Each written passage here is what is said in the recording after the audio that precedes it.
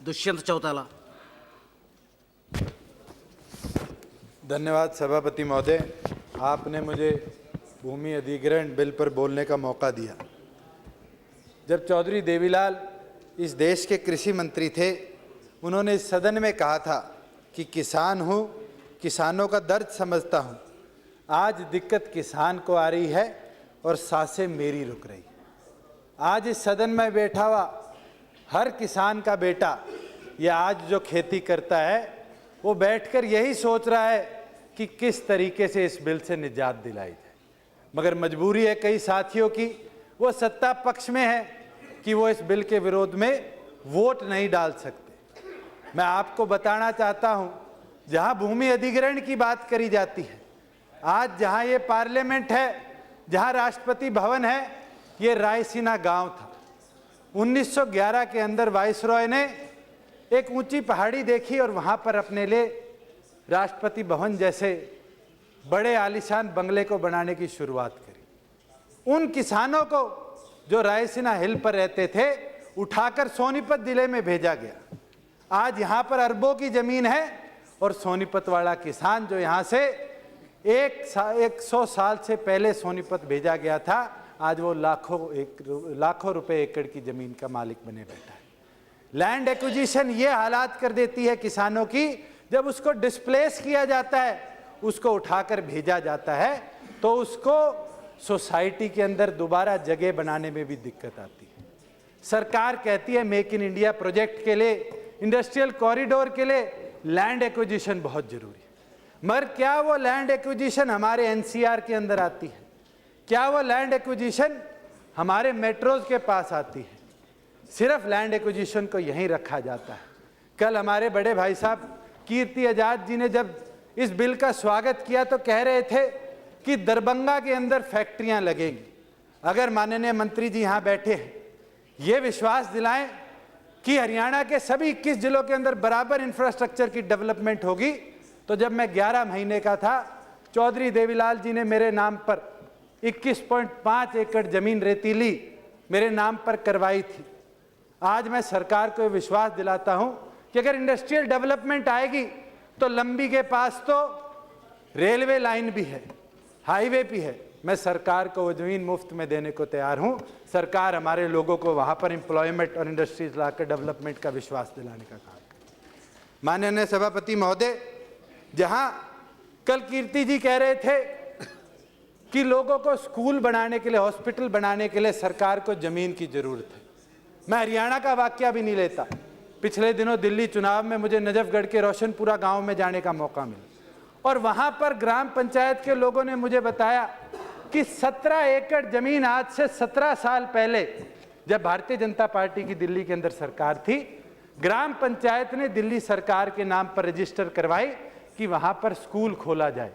मगर 17 साल में 15 साल इनकी सरकार रही, 2 साल इनकी सरकार रही, वहां पर आज तक लोगों को कॉलेज नसीब नहीं हुआ। वो 17 एकड़ जमीन आज भी बंजर पड़ी है। आज सरकार कहती है अफोर्डेबल हाउसिंग हमने लेकर आना है। हम किस तरह की अफोर्डेबल हाउसिंग की बात करते हैं? आज गुड़गांव को उठाकर देखिए, दिसंबर 2013 की रिपोर्ट है कि गुड़गांव अकेले के अंदर 9 लाख फ्लैट और घर खाली पड़े। अगर आपने अफोर्डेबल हाउसिंग देनी है तो उन पूंजीपतियों को जाकर कब्जा कीजिए जिनने अपने नाम पर 20-20 फ्लैट लेकर गुड़गांव में छोड़ रखे हैं, और गरीबों को वो फ्लैट देने का काम कीजिए।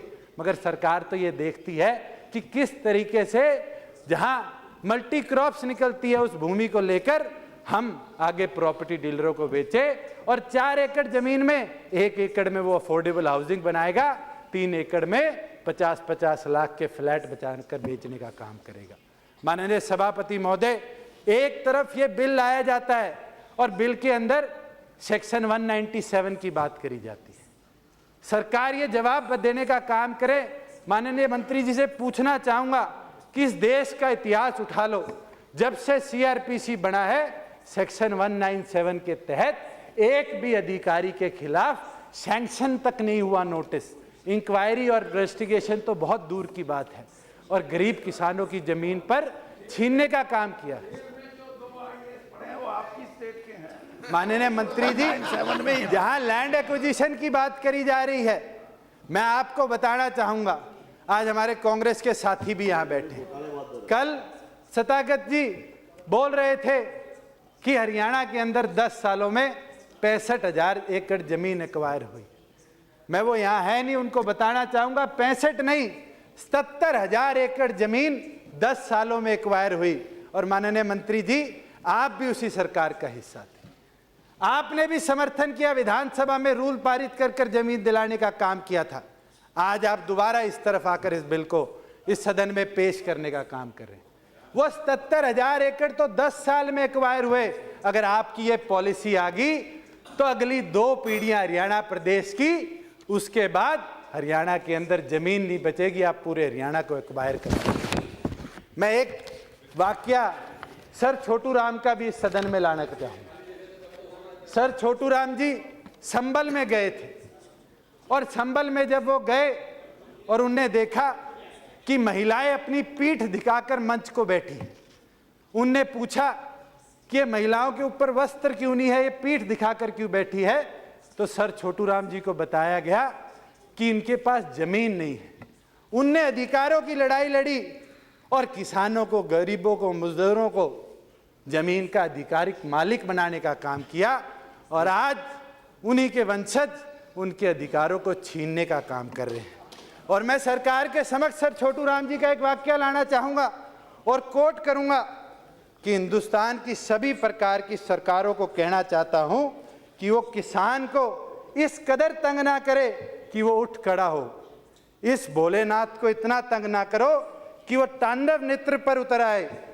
दूसरे लोग जब सरकार का विरोध करते हैं तो कानून तोड़ते हैं, मगर जब किसान सरकार का विरोध करता है तो वो कानून नहीं, सरकार की पीठ तोड़ने का काम करता है। और मैं आज सरकार को बोलना चाहूँगा कि किसान रूपी जो हमारी जमात है, ये किसी जाति विशेष से नहीं आती।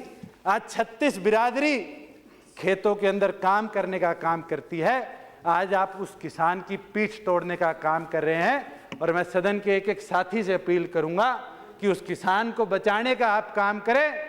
हमारी पार्टी इंडियन नेशनल लोकदल इस बिल का पूर्ण तौर पर विरोध करती है और सरकार से ये मांग करती है कि इस बिल को दोबारा स्टैंडिंग कमेटी तक भेजकर दोबारा किसानों के अधिकारों के बारे में सोचा जाए, दोबारा किसानों की सहमति के बारे में सोचा जाए, दोबारा सोशल इम्पैक्ट असेसमेंट के बारे में सोचा जाए, दोबारा ये सोचा जाए कि किस तरीके से हम गरीब को मकान दे पाएंगे मगर उससे किसान को नुकसान ना पहुंचे।